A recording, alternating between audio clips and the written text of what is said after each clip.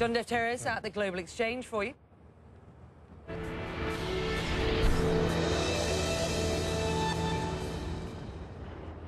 Well, as we noted here in our conversation with Becky, oil and gas are the key ingredients to Russia's economy. But there's a realization in Italy right now that it's art and culture that can have a big payday in the future, so much so that the Made in Italy brands are stepping in to help the government as well. That's the subject of this week's 1 Square Meter.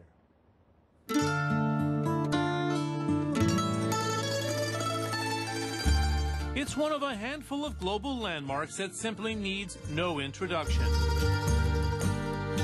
Via a tunnel once used by gladiators, I take in a ground-level view of this iconic symbol of Imperial Rome. From the City Hall, with a breathtaking vantage point of it all, the mayor of Rome admits Italy can no longer manage its vast historic portfolio alone. This to me belongs to the entire mankind, and I believe that the entire mankind has a responsibility, and we have to share projects, ideas, but we have the responsibility to maintain these for the generation to come. The Colosseum, for example, brings in nearly $50 million each year, according to site manager Rosella Rea. But she told me most of it goes to pay for less visited treasures. As the saying goes, Rome wasn't built in a day. The Colosseum dates back to the 1st century. But the real problem started just 5 years ago during the global financial crisis. Last year alone, the city of Rome ran a deficit of over $1 billion, needing a federal decree to bail it out. And there are never-ending calls for money. On this spring day, junior doctors were seeking a pay hike. But there's a widespread realization Italy needs to bundle its history with what the world sees as the Italian lifestyle. The first to step in are the so-called Made in Italy brands.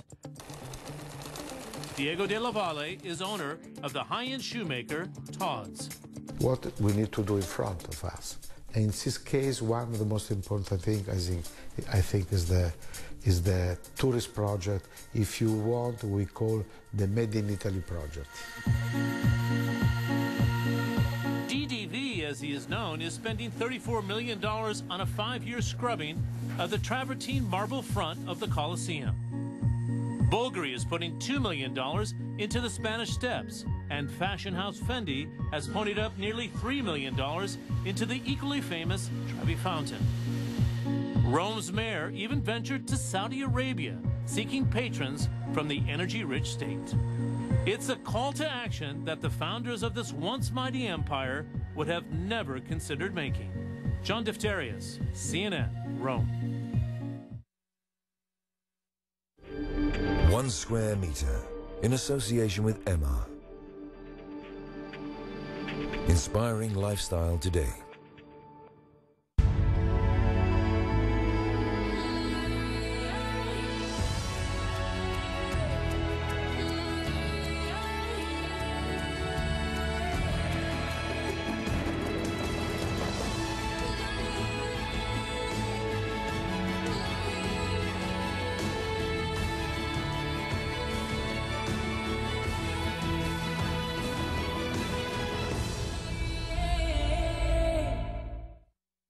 Energy Bank Ghana is one of the